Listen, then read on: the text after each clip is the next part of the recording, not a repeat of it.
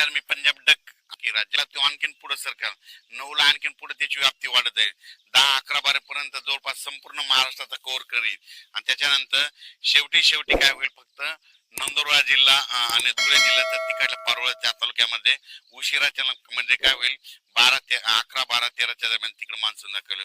पण त्या अगोदर काय होईल, महाराष्ट्रामध्ये 7 जून पासून 7, 8, 9, 10, 11, 12 पर्यंत दररोज ते मान्सून थोडा पुढे सरकत ते संपूर्ण भाग कव्हर करेल आणि शेतकऱ्याला मात्र जीवदान ठरणार आहे. म्हणून हे अंदाज सर्व शेतकऱ्यांनी लक्षात द्यायचा.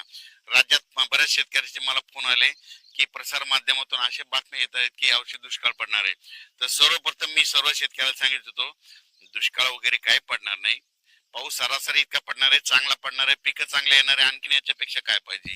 तर तुम्हाला सांगितलं होतं 2026ला पेरणी 3 टप्प्यात होणार. अगोदर पहिल्यापासून म्हणतो, आता जे टप्पा होईल 7 ते 15 मध्ये काही जणांच्या लागवडी होतील आणि पेरणी होतील. त्याच्यानंतर 20 ते 30 जून मध्ये पाऊस येणार आहे. त्याच्यामध्ये काही जणांच्या लागवडी होतील, पेरण्या होतील आणि याच्यामधून जर काही शेतकरी उरले तर 10 जुलै ते 15 जुलैमध्ये पाऊस येईल आणि त्याच्यामध्ये पेरण्या होतील. म्हणून हे सर्व शेतकऱ्यांना लक्षात. 2026ला पाऊस कसा राहणार आहे, एक थोडा सरासरीच्या माध्यमातून सांगतो. जून मध्ये चांगला राहील, पेरणी होईल. त्याच्यानंतर जुलैमध्ये थोडा जास्त पाऊस राहील आणि त्याच्यानंतर ऑगस्टला थोडा फार कमी राहील. ऑगस्ट मध्ये 2 वेळेस चांगला पाऊस पडेल आणि त्याच्यानंतर सप्टेंबर ऑक्टोबर मात्र परतीचा पाऊस मात्र जोरात पडत धुमाकूळ घालेल. परतीचा पाऊस जर जास्त पडला तर काय होते, शेतकऱ्याचे दोन्ही पिकं निघतात. एकदा सोयाबीन बी निघतंय आणि त्याच्या म्हणजे हरभरा निघतंय, म्हणजे 2 पिकं निघतात. म्हणून यावर्षी पाऊस परतीचा जोरदार पडणार आहे, धुमाकूळ घालणार आहे. म्हणून हे अंदाज लक्षात द्यायचा. दुष्काळ वगैरे काही पडणार नाही, पिकं चांगली येणार आहेत. म्हणून ही सर्वप्रथम शेतकऱ्यासाठी आनंदाची बातमी. माझं एक म्हणणं आहे, शेतकऱ्यांना तुम्ही काय करा, आज 5 तारीख आहे ना, 5 जून 6 जून आणखीन 2 दिवस शेतीचे कामे करायला शिल्लक आहे. 7 तारखेला तर पाऊसच यायला. म्हणून या 2 दिवसामध्ये तुम्ही कामे करा.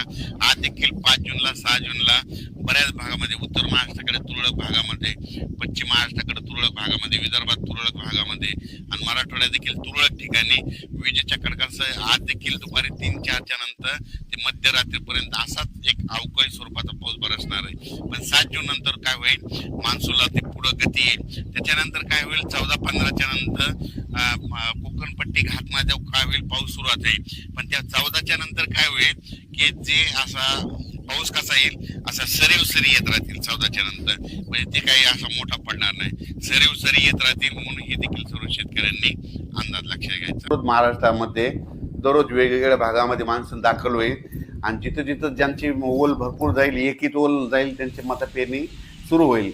पण कापसाच्या लागवडी देखील होतील. म्हणून हे अंदाज लक्षात घ्यायचा. म्हणजे 7 जून पासून काय होणार आहे, सातारा, सांगली, सोलापूर, कोल्हापूर, पुणे, अहिल्यानगर, लातूर जिल्हा, बीड जिल्हा, धाराशिव जिल्हा, जालना जिल्हा, परभणी जिल्हा ह्यामध्ये काय होईल, 48 तासामध्ये तिथं मध्ये मान्सून दाखल होईल. म्हणजे 7 जूनच्या दरम्यान तिथून ते मान्सून काय होईल, थोडं पुन्हा आणखीन पुढं सरकत. मग 8ला तो आणखीन पुढं सरकत काय होईल, परभणी जिल्हा, नांदेड जिल्हा, हिंगोली जिल्हा, यवतमाळ जिल्हा, वाशिम जिल्हा, जालना जिल्हा, संभाजीनगरपर्यंत मदाल मारेल. मग तिथून काय होईल, परत ते पुढं काय होईल, वर्धा, नागपूर, भंडारा, गोंदिया, चंद्रपूर, यवतमाळ, अमरावती, वाशिम, हिंगोली, अकोला, बुलढाणा तिथपर्यंत जाईल. म्हणजे ह्या पट्टा काय होईल, ह्या संपूर्ण असा म्हणजे काय होईल, दररोज पुढं सरकत ते मान्सून कव्हर होईल. मग असं करत काय होईल, 14 तारखेपर्यंत मात्र संपूर्ण महाराष्ट्र व्यापून टाकेल. आणि त्याच्यानंतर उत्तर महाराष्ट्राकडे काय होईल, 13 तारखेच्या नंतर मग उत्तर महाराष्ट्राकडे मग ते असा पाऊस तिकडे उत्तर महाराष्ट्राकडे जाईल. आणि तिकडे देखील पाऊस पडल्याच्या नंतर जमिनीमध्ये ईदभर ओल गेले तर त्यांच्या देखील पेरण्या तिकडं सुरू होतील. आणि त्याच्यानंतर शेतकऱ्याला सांगितलं होतं की 16च्या नंतर 15 जूनच्या नंतर काय होणार आहे की पुन्हा नंतर सरी चालू राहतील. मोठा खूप पाऊस पडणार नाही, सरी येत राहतील. म्हणजे अशा पाऊस जसं मान्सून आल्याच्यानंतर जशा सरी येतात 10 मिनिटाच्या, 20 मिनिटाच्या, 22 मिनिटाच्या अशा सरी येत राहतील. आणि ते देखील 15 ते 20च्या दरम्यान ते पाऊस येईल. पण 20 जून ते 30 जूनच्या दरम्यान परत राज्यामध्ये ज्यांची पेरणी शिल्लक राहिली, कोणी त्या पेरणीमधून वंचित राहिली,